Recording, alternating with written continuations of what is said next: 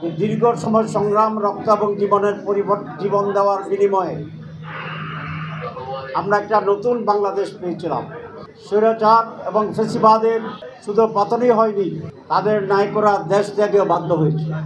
এদেশের মানুষ আশা করেছিল এই পরিবর্তনে একটি গুণগত পরিবর্তন আসবে রাজনীতিতে, অর্থনীতিতে, আমাদের রাজনৈতিক কালচারে, নির্বাচনের সর্বত্র আমরা একটি নতুন বাংলাদেশের যাত্রা শুরু করে একটি সমৃদ্ধ বাংলাদেশ আমরা করতে পারব। আপনারা জানেন প্রধান উপদেষ্টা তিনটি বিষয়ে জাতিকে আশ্বস্ত করেছিলেন। একটি হচ্ছে উনি রিফর্মস করবেন, কিছু বিষয় সংস্কার করবেন, যে সমস্ত কারণে বারবার এদেশে নির্বাচন এবং নির্বাচন প্রশ্নবিদ্ধ হয় এবং স্বৈরাচার প্রতিষ্ঠিত হয়েছে। রিফর্মস করা হবে, বিচারকে দৃশ্যমান করা হবে এবং বিশ্বমানের আনন্দঘন একটি নির্বাচন অনুষ্ঠান করা হবে। কিন্তু আজকে যে পরিস্থিতি দাঁড়িয়েছে, এই সমস্ত অর্জন প্রশ্নবিদ্ধ আছে বলে আমরা ওনাকে জানিয়েছি। প্রথম যে রিফর্মস সংস্কার, আপনারা অনেকেই আমাদের সাথে ছিলেন। আমরা প্রায় 1 মাসের অধিক সময় ধরে 31টি দল, নির্বাচন রিফর্মস কমিশন সব মিলিয়ে আমরা একটি জায়গায় আসার জন্য চেষ্টা করেছি এবং সেখানে অনেক ডেভেলপমেন্টও আছে। সেটা হচ্ছে আমরা অনেকগুলি বিষয়ে ঐকমত্য পোষণ করেছি সব দল, এবং মেজর ইস্যু ছিল 19টি। দু একটি দল কোনো মেজর ইস্যুতে নোট অফ ডিসেন্ট দিয়েছে, কিন্তু সবসময় মোর দেন 2/3 দল একেবারেই নিঃশর্ত ঐকমত্য পোষণ করেছে। নোট অফ ডিসেন্ট যে কোনো দল দিতে পারে, যে কোনো বিষয়ে, যে কোনো ব্যক্তিও দিতে পারে, এটা তার রাইটস আছে, কিন্তু এই নোট অফ ডিসেন্টের মাধ্যমে সিদ্ধান্তের কোনো হেরফের হয় না, ব্যত্যয় হয়। সহজে বোঝার জন্য আমি যেটা বলতে চাই যে হাইকোর্টে 3 বিচারপতির বেঞ্চ হয়, আপনারা জানেন।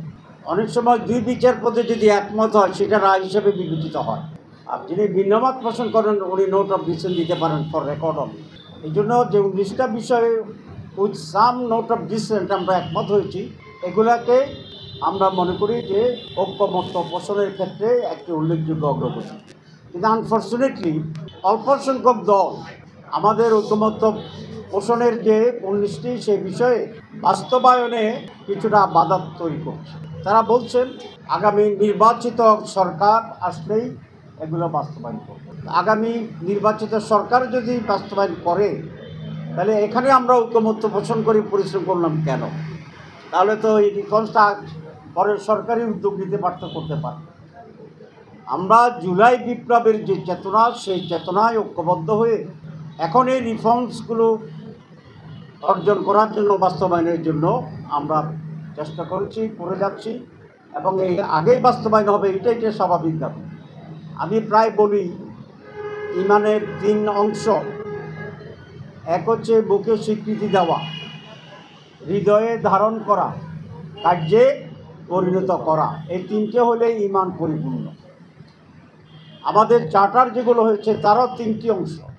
একটি অংশ ঐকমত্যে পৌঁছা, 2 নম্বর হচ্ছে একটা আইনি ভিত্তি দেওয়া, আর 3 নম্বর হচ্ছে এইটাকে বাস্তবায়ন করা, এর আলোকে কার্যক্রম পরিচালনা করা।